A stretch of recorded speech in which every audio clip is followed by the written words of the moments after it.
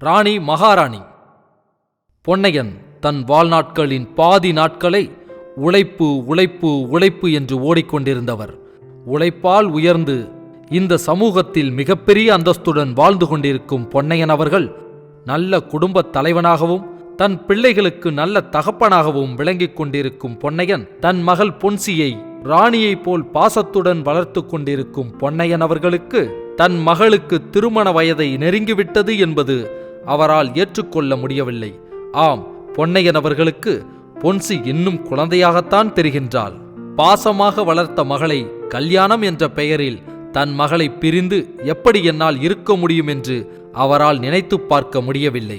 ஆனாலும் யதார்த்தமான உண்மையை புரிந்து கொள்ளும் பொன்னையன் தன் மகள் பொன்சியை கல்யாணம் செய்து கொடுக்கலாம் என்று முடிவு செய்து ஒரு தகப்பன் என்ற முறையில் அதற்கான ஏற்பாடுகளை செய்கின்றார்.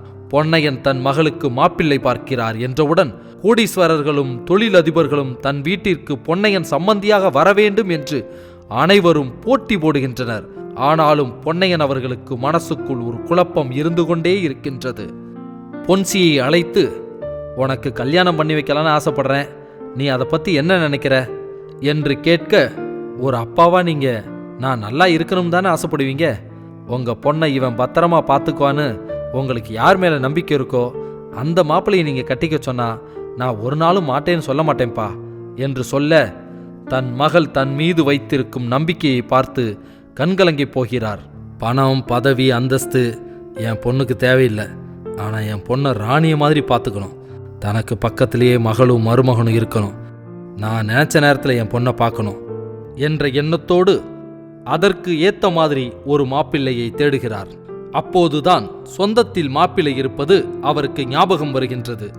ஆம், பொன்னையன் அவர்களின் மனைவி வழியில் மனைவியின் அண்ணன் மகன் ஒருவர் இருக்க அவரை அழைத்து பொன்னையன் பேச, அவரும் பொன்னையனின் சொல்லுக்கு மறுப்பேதும் தெரிவிக்காமல், பொன்சிக்கு என்னை பிடிச்சிருந்தா நான் கல்யாணம் பண்ணிக்கிறேன் மாமா என்று சொல்ல, பொன்சியை அழைத்து பேச பொன்சியும் ஒத்துக்கொள்ள, சந்தோஷத்தில் பொன்னையன் கல்யாண ஏற்பாடுகளை தீவிரமாக அவரே முன்னின்று எல்லா வேலைகளையும் பார்க்க ஆரம்பிக்கின்றார்.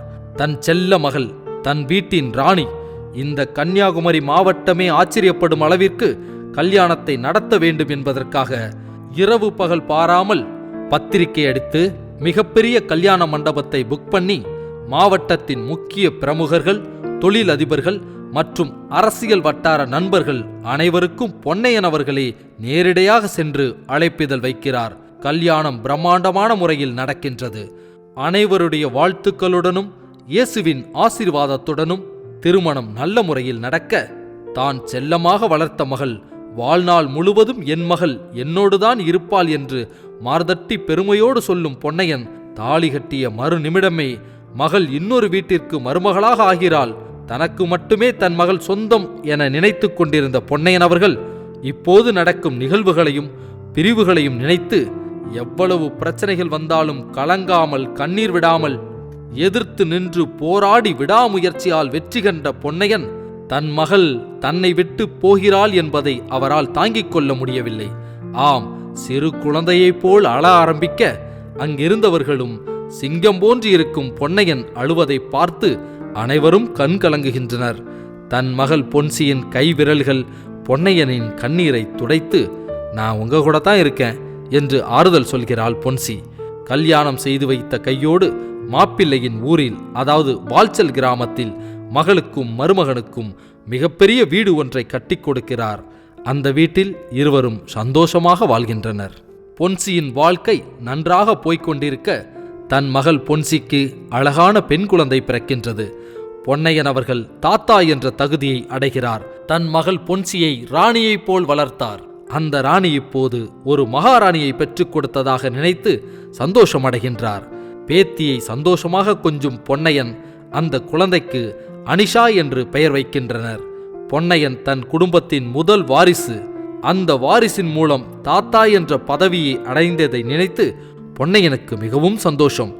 இப்படியான வாழ்க்கையில் பொன்சிக்கு 2 வருடங்களுக்கு பிறகு ஒரு மகன் பிறக்கின்றான். பொன்னையன் அவர்களுக்கு மிகப்பெரிய சந்தோஷம். இப்போது பொன்சியின் குடும்பம் மிகவும் நல்ல முறையில் வாழ்ந்து கொண்டிருக்கிறார்கள். பேரனும் பேத்தியும் நல்ல முறையில் வளர்ந்து கொண்டிருக்கிறார்கள்.